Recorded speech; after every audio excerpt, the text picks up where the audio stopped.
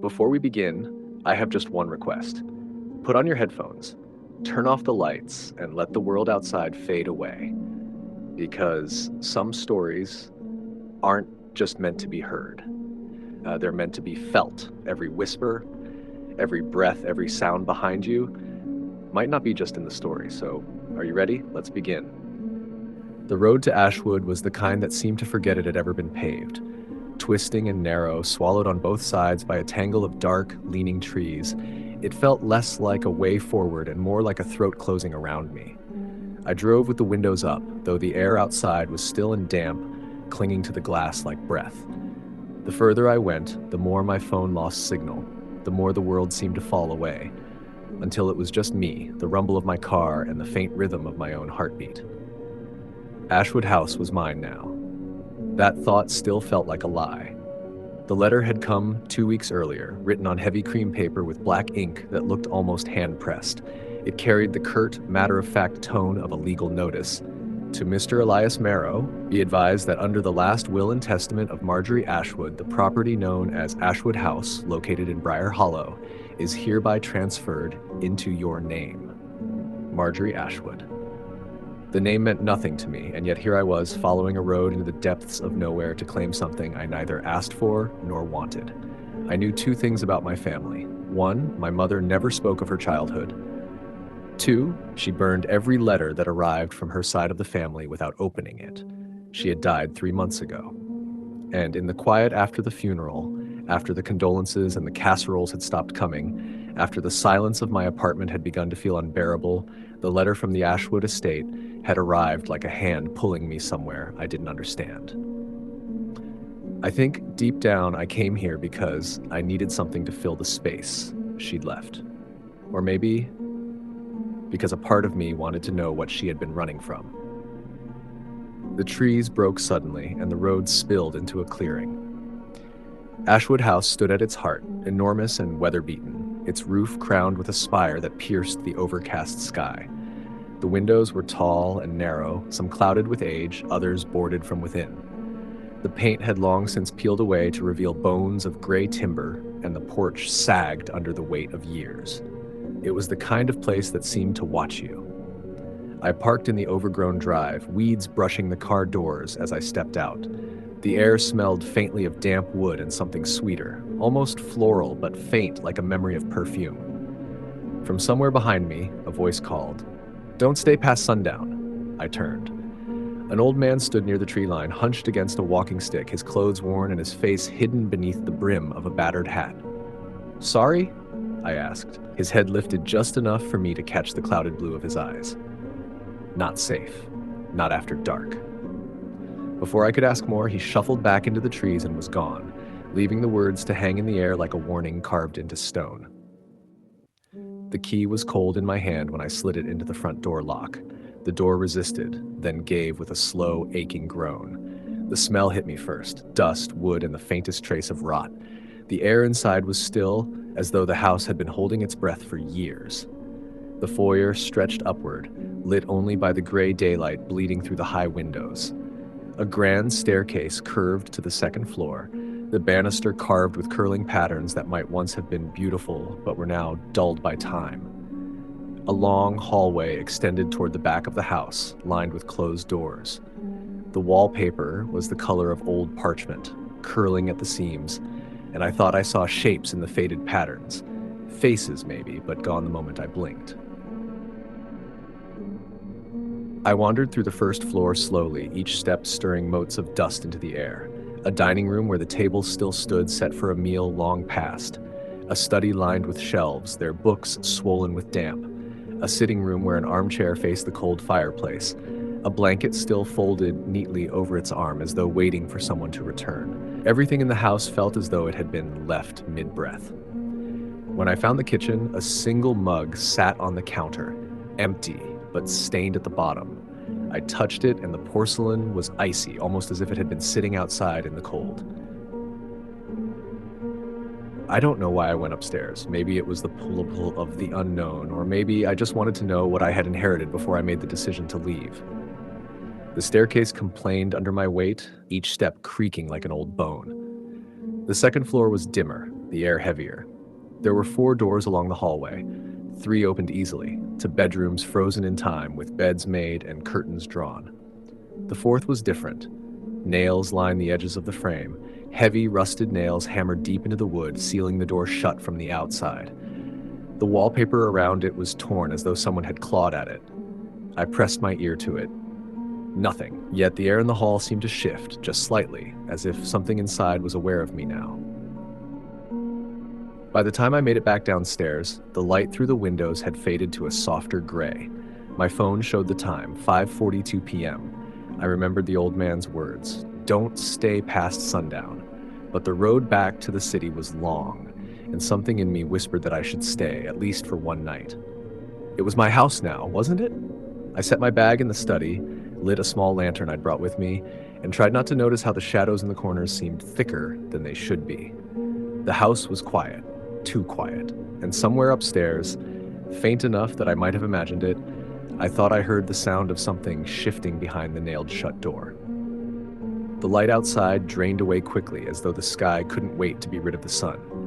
By the time I finished a dinner of cold sandwiches and bottled water in the study, the windows had turned into black mirrors, reflecting only the dim halo of my lantern and the faint outline of my own face.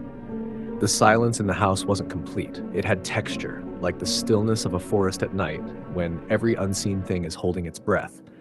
Occasionally, the building would groan softly, the wood settling in the cold, but beneath it, there was another layer, a faint, rhythmic sound I could never quite pin down, too slow for footsteps, too deliberate for wind. I decided to sleep in the downstairs study. The idea of going upstairs in the dark felt wrong. I unrolled my sleeping bag on the worn rug, setting the lantern beside me. Its small flame flickered weakly, casting long, quivering shadows up the bookshelves. That was when I heard it, the first voice. It came from somewhere above, muffled and indistinct, like someone speaking through a wall. At first, I thought it might be the wind threading through the gaps in the roof, but the cadence was too human. The words were impossible to make out, but the tone, it was almost conversational, soft, like a whisper shared too far away to understand. I froze, my hand hovering over the lantern. The voice stopped.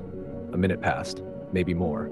Then another sound, a long, deliberate scrape like wood dragging across wood. It came from directly overhead. That was the locked room.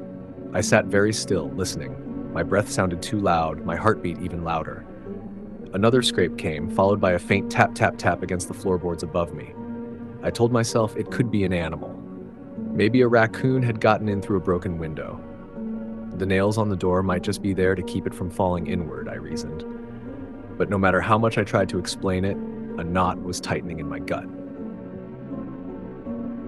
I must have drifted into a light, restless sleep, because the next thing I knew, I was dreaming. I was standing at the top of the staircase, though I couldn't remember climbing it. The house was darker than it had been before, the shadows in the hallway almost liquid.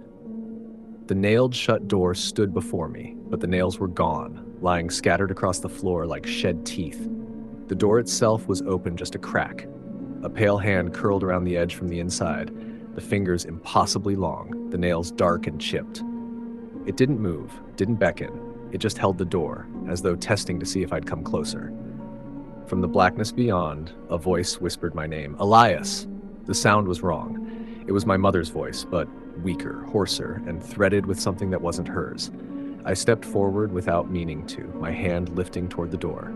The gap widened. Something moved inside, not toward me, but around me, as though the room beyond was impossibly vast, containing corridors that wound further than the house itself. Then the door slammed, and I woke. The lantern beside me had gone out. The study was pitch black. My pulse thudded painfully in my ears as I fumbled for my phone, but when the screen lit up, the time read 3:03 a.m., and I saw that my phone had no signal, no battery percentage, nothing but the time glowing on the screen. From upstairs, the scraping started again, and this time I could hear it moving, slow, deliberate steps pacing from one side of the locked room to the other. I didn't sleep again that night. I sat upright until the faintest gray seeped back through the windows, every sound from upstairs a reminder that something was awake in this house.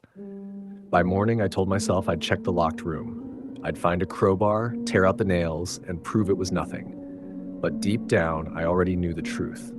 Whatever was in there had been waiting for me. The morning light did little to soften the house's edges. Ashwood House didn't seem to wake the way normal buildings did. There was no gentle shift from night to day. Instead, it simply endured the daylight, waiting for it to leave. I made instant coffee in the kitchen, the kettle groaning on the old gas stove, my body aching from a night spent upright on the study's rug. My thoughts kept circling back to the footsteps above me, the scrape of wood, the whisper that wore my mother's voice. I told myself I was going to open that door. The upstairs hallway seemed longer than it had yesterday. My footsteps felt muted, as though the thick carpet had grown heavier overnight. The locked door waited at the end, its surface scabbed with rusted nails hammered deep into the frame. The wallpaper around it was worse than I remembered. Not just torn now, but curled away entirely in places, revealing bare timber beneath. I tried the handle. Of course, it didn't budge. I went back downstairs, found a rust-flecked claw hammer in a kitchen drawer, and returned. The sound of metal pulling free from wood echoed unnaturally in the quiet, each nail dropping to the carpet with a soft, final thud. When the last one came free, I hesitated. The air was cooler here, faintly scented with something sweet, like flowers left to rot in water. I pushed the door open. The smell hit first. It wasn't rot exactly, but something damp and wrong, like wet earth shut in a jar for too long. The room beyond was small, its single window bored from the inside. The wallpaper here had been stripped entirely, the bare boards beneath stained in uneven patches, some dark, some faintly discolored, as though something had soaked into them long ago. And there, in the far corner, was the chair. It was a plain wooden thing, its back high and narrow, its surface worn smooth by years of use. Thick leather straps dangled from its arms and legs, their buckles tarnished. One strap was still buckled closed, though whatever it had once held was long gone. I stepped closer, the floor creaking under my weight. My eyes caught on something carved into the wood of the chair's armrest, letters etched deep and sharp. "Help me."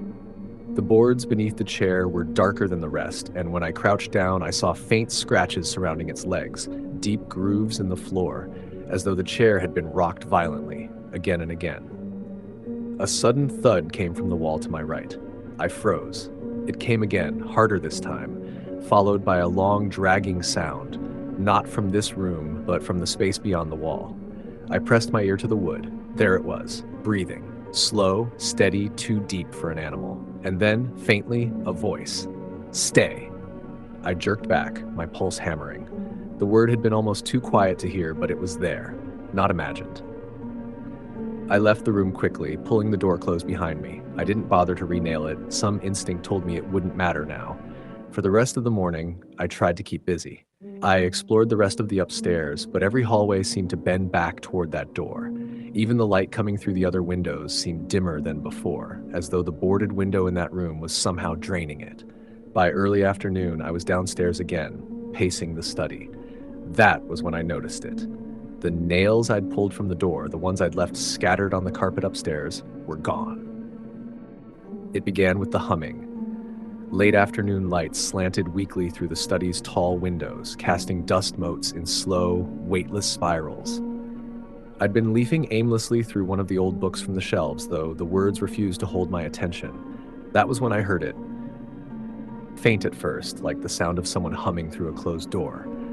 The tune was simple, almost childish, and for a moment I thought it might be coming from outside. But the windows were shut, and it was coming from upstairs. I climbed the staircase slowly, my footsteps soft against the worn carpet.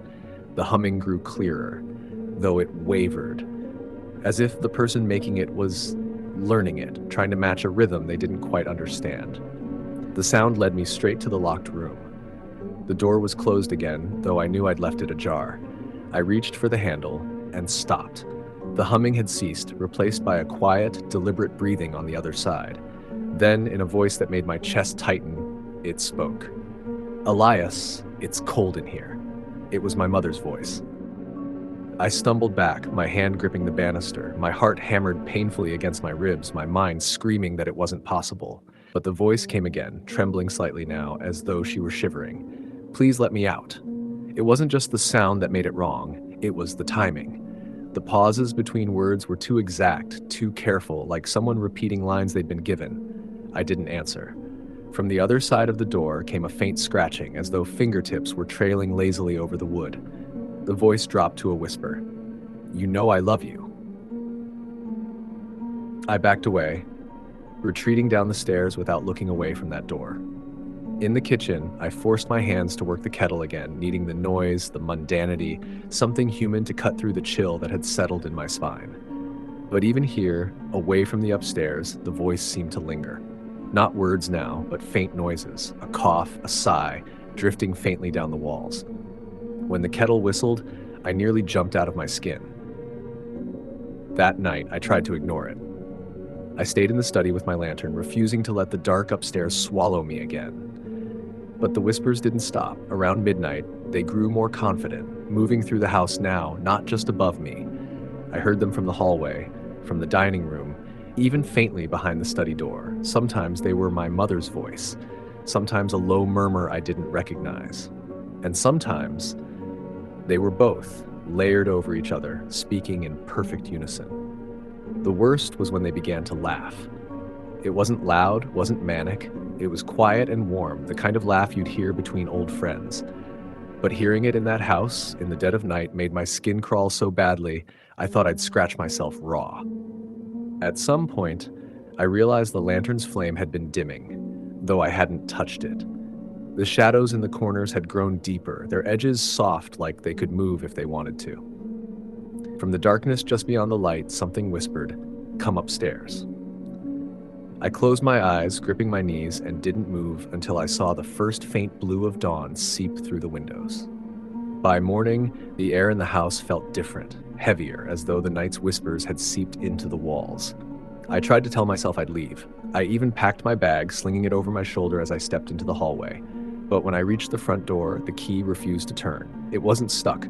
It spun freely, as if the lock itself no longer connected to anything on the other side. I yanked at the door. The handle gave a little, but the wood didn't move. The house simply wouldn't let me out. The sound started again around noon.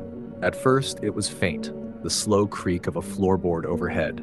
Then another, a measured pace, crossing from one side of the locked room to the other. I told myself not to look. I told myself not to go upstairs, but my legs moved anyway. The door to the room was open now. Not just ajar, wide open, revealing the dim interior. The boarded window let in only the faintest trace of light, catching on the dust swirling lazily in the air. The chair was gone. The floorboards where it had stood were bare, the deep grooves around them now resembling something more like claw marks.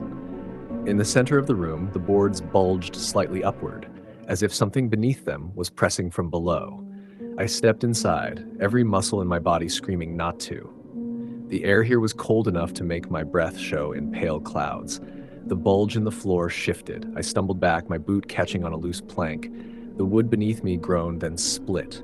A smell hit me, wet earth, copper, and that faint sweetness, stronger now, almost choking. From the gap between the boards, something pale slid upward.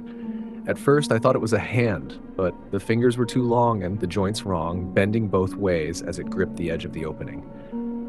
Another hand followed, and then something began to pull itself out. Its skin was colorless, stretched too tightly over bones. The head was almost human, but the mouth was too wide, the teeth too small and too many. And the eyes, they were my mother's eyes. "Elias," it said in her voice, smiling too wide. I waited. I ran. Down the hall, down the stairs, the thing's movements echoing behind me, not fast, but steady, certain. The sound of those two long fingers dragging along the walls followed me through the house. In the study, I slammed the door shut, shoving the desk against it. My hands shook so violently I could barely keep my lantern upright. The whispers began again, but now they were all around me. Not from upstairs, from the walls, from beneath the floor, from inside my head. They weren't words anymore. They were memories, my own, twisted. My mother's voice saying things she'd never said. My childhood home, my bedroom, the creak of the floor outside my door at night. It was inside me. The study door creaked. The desk inched forward, not pushed, but pulled away from me by invisible hands. I stumbled back, gripping the lantern as though its weak flame could save me. The door opened. It stood there in the frame, its body impossibly thin, its head cocked at an unnatural angle, the smile never left its face. "Now you stay," it whispered. The lantern went out. I don't remember falling. When I woke, I was in the chair. The straps were buckled tight around my wrists and ankles. The boards beneath my feet were damp, and the faint scratching sound I'd heard on my first night was still there. Only now, I knew it wasn't from the walls. It was from underneath. Something was moving below me, waiting for the moment I stopped struggling. And I think I'm starting to hum. When you hear a scary story, you begin to imagine things, don't you? You picture the dark hallway, the creaking floorboards, a shadow standing just behind you when no one's there. And when the story reaches its climax, your mind creates something. A face, a figure, something that watches you from the corner of the room. Tell me, was the ghost you imagined this one? If you're still here, congratulations, you made it through, this time. But the night is long, and fear never sleeps.